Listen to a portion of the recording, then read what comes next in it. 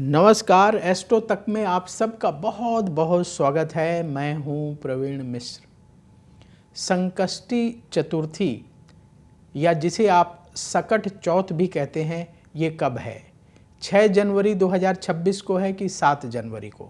इसको लेकर के बहुत सारे लोगों के मन में कन्फ्यूजन है। इस दिन का क्या महत्व है? क्यों लोग संकष्टी चतुर्थी के दिन व्रत करते हैं, चंद्रमा को अर्घ देते हैं, उससे क्या फ़ायदा होता है?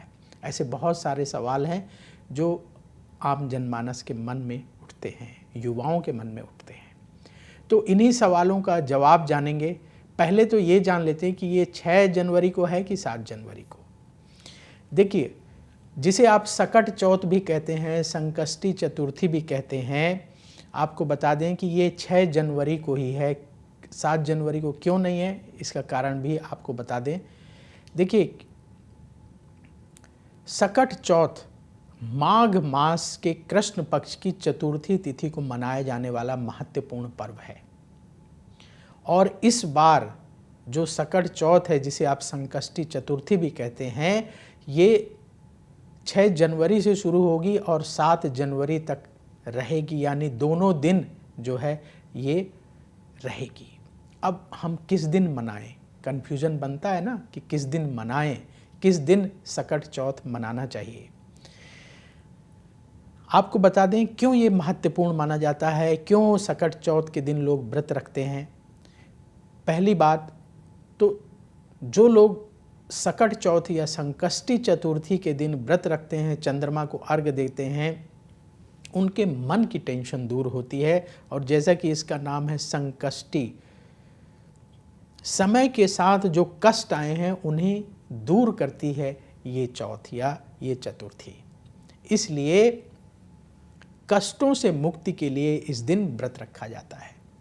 भारत के कई इलाकों में अपने संतान की सुरक्षा के लिए, संतान के ऊपर कोई कष्ट ना आए, संतान को कोई परेशानी ना हो, इसलिए भी लोग सकट चौथ का व्रत करते हैं और भगवान गणेश की पूजा करते हैं। इस दिन लोग तिल से बने हुए, तिल और गुड़ को मिला करके जो पदार्थ बनते हैं उनका भोग लगाते हैं, जिसे आप तिलकुट भी कहते हैं। तो तिलकुट का भोग लगाते हैं। अलग अलग इलाकों में उसके अलग अलग नाम हैं। तो ये माघ मास की संकष्टी चतुर्थी के दिन तिल से बने हुए पदार्थों का, भोज्य पदार्थों का भोग भगवान गणेश को लगाया जाता है और प्रसाद बांटा जाता है। अब जो बात थी कि ये जो संकष्टी चतुर्थी है 2 दिन पड़ रही है, 6 को भी और 7 को भी, तो हमने पहले ही कह दिया कि कन्फ्यूजन मत रखिए, 6 को मनाना है, क्योंकि संकष्टी चतुर्थी 6 तारीख को सुबह 8:10 से शुरू होगी और ये 7 जनवरी को सुबह 6:52 पर समाप्त हो जाएगी। तो लोग कहेंगे कि भैया हम कब मनाएं? तो क्या होता है कि जब चतुर्थी होती है उस दिन हम चंद्रमा को अर्घ देते हैं। चंद्रमा को अर्घ देकर चंद्रमा की पूजा करके व्रत का पारायण किया जाता है।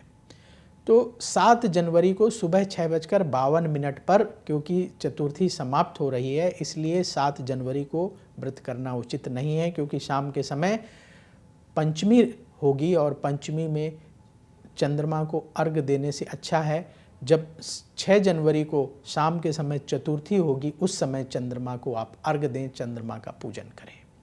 तो इसलिए 6 जनवरी को व्रत रखा जाएगा, चंद्रमा को अर्घ देकर चंद्रमा की पूजा की जाएगी।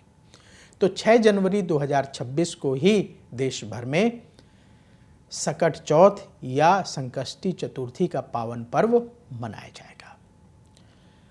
अब क्यों मनाना चाहिए? आज के दौर में इसकी क्या महत्वता है, क्या लाभ है, क्यों मनाएं हम, हमें क्या फ़ायदा मिलेगा? ऐसे बहुत सारे सवाल लोगों के मन में आते हैं और लोग पूछते भी हैं, आपसे भी पूछते होंगे।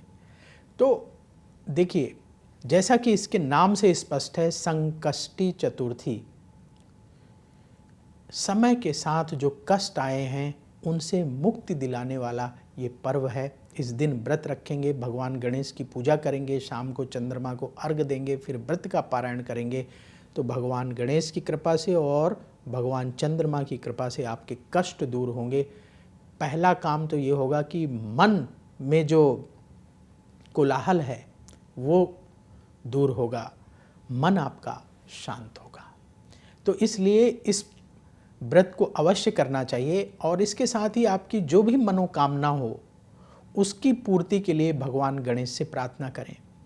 जो भी संकट हो उसे दूर करने के लिए भगवान गणेश से प्रार्थना करें और चंद्रमा को अर्घ दें तो चंद्रमा से भी प्रार्थना करें। देखिए, ये प्रकृति, ये अखिल ब्रह्मांड हमें बहुत कुछ दे सकता है। हम तो मनुष्य हैं, छोटे से पिंड हैं, तो हम इस ब्रह्मांड से जो मांगते हैं वो हमें देर सवेर अवश्य मिलता है।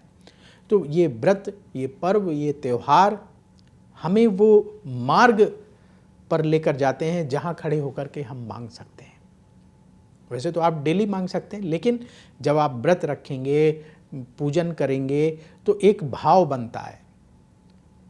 साधारण शब्दों में कहें तो एक माहौल बनता है और फिर उस माहौल में आप भगवान को प्रणाम करते हैं, अपनी इच्छा का निवेदन करते हैं तो आपको भी अच्छा लगता है और भगवान आप पर विशेष कृपा करते हैं। तो संकष्टी चतुर्थी के दिन आप अपने जीवन के कष्टों को दूर करने के लिए जरूर भगवान गणेश से प्रार्थना करें। चंद्रमा को अर्घ देते समय चंद्रदेव से प्रार्थना करें, अवश्य आपकी परेशानी दूर होगी और मनोकामना पूर्ण होगी। तो आप सबको भगवान गणेश की कृपा प्राप्त हो, आपकी मनोकामनाएं पूर्ण हो, कष्ट दूर हो, जीवन में सुख बढ़े, संपत्ति बढ़े, ऐसी हम प्रार्थना करते हैं। देखते रहिए एस्ट्रो तक, बहुत जल्दी फिर आपसे मुलाकात होगी। बोलिए भगवान गणेश की जय। अगर आप मुझसे जुड़ करके अपनी समस्याओं का समाधान चाहते हैं और चाहते हैं कि आपकी समस्याओं को ज्योतिष के माध्यम से सुलझाया जाए तो आप हमसे संपर्क कर सकते हैं, जुड़ सकते हैं एस्ट्रो तक पर।